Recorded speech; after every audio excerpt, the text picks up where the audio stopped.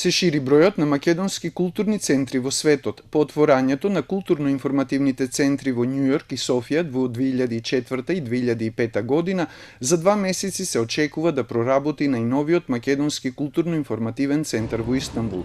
Тој е резултат на подпишаниот договор меѓу двете земји пред 7, а стапи на сила пред 5 години. Со центарот ќе директорува писателот Рамадан Рамадани, велат од Министерството за култура.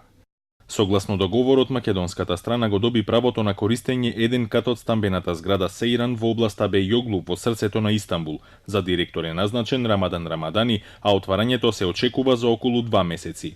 Нашиот културно-информативен центар во Истанбул годинава ќе располага со буџет од 770.000 денари, со кои ќе бидат реализирани 6 изложби на домашни уметници, а ќе бидат представени и млади македонски писатели.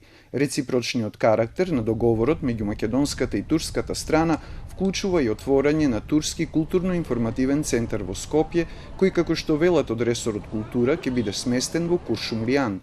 Република Турција има обврска својот центар да го конзервира и реставрира, зашто Управата за заштита на културното наследство веќе има дадено одобрение.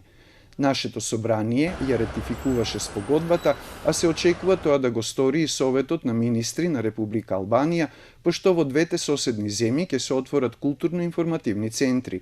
Од наша страна, владата веќе го назначи Златко Оригјански за веде директор на Македонскиот културно-информативен центар во Тирана. Постапките за отворање наши културни центри во странство се регулирани согласно Законот за надворешни работи, а по отворањето, финансирањето го превзема Министерството за култура.